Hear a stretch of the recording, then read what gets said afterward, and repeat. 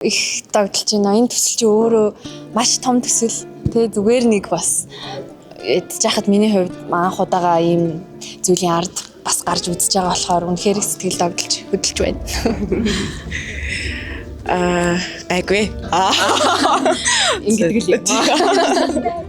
Миний хувьд ч гэсэндээ догтлол бүр амар өндөр байна. Тэгээд ойрд яг ийм том нээлтэнд ирээгүй. Тэгээд сэтгэл амар хөдөлж байна. Энд нэг юм пачуураад байна. Угаасаа сандрахаар нэг пачуурдагдаад яг тэгж пачуурж байна. Миний хувьд бол яг анхны туслах дүр авсан байгаа. Тэгээд бас амар гоё догтлж байна. Надад бол яг Эрдэс хотод орж тоглоно гэдэг бол өөрөө бүр ингээм амар том зүйл шиг санагдаад тэгээ ах нар санал тавиад тэгээд амар гоё хүлээж авсан байгаа. Би одоо нэг хэдтгэж ярьж байна.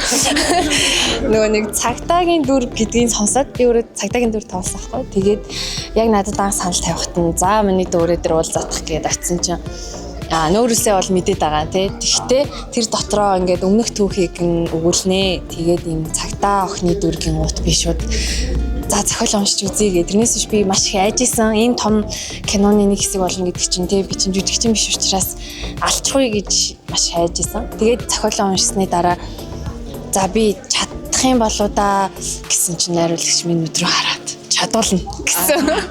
Тэгээд би за гэж шууд зөвшөөрөл орсон.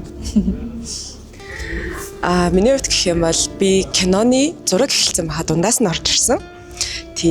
Урд нь одоо яг орж исэн охин байна. Бас хүндэтгэх шалтгаанаар гарсан. Тэгээд би орж ирсэн игүүлэнгийн дүртээр. Тэгээд миний хувьд гэх юм бол айгуу тийм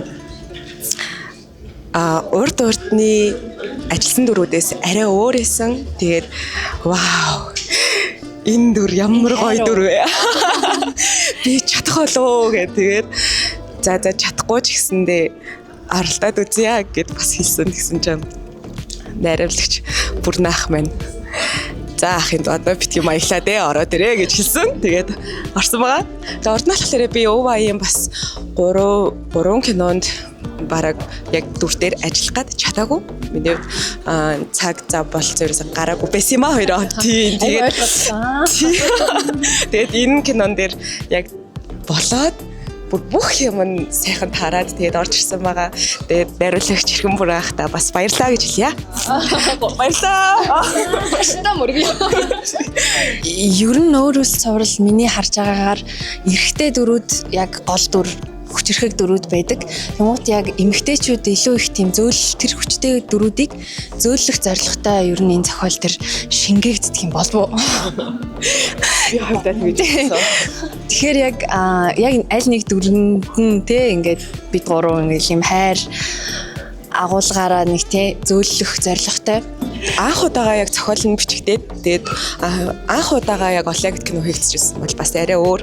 Тэгээд маш олон үзэгчдтэй болцсон өмнөх 2 бүлгээс бүр шал өөр хэлж болох юм болов мэдгүй байна. Гэхдээ шал өөр тийм үйл явдал байгаа болохоор за гэхдээ нэрнээс нь харах юм бол ойлгомжтой хистори гэсэн байгаа. Тэгээд өмнөх үйл явдал нь бүр эхэлж байгаа л гэсэн үг тийм. Тэгээд үзэгчд яаж хүлээж авахыг мэдэхгүй байна. Гэхдээ миний бодлоор хэлсэн шүү. Таалагдах хаа хичээсэн шүү.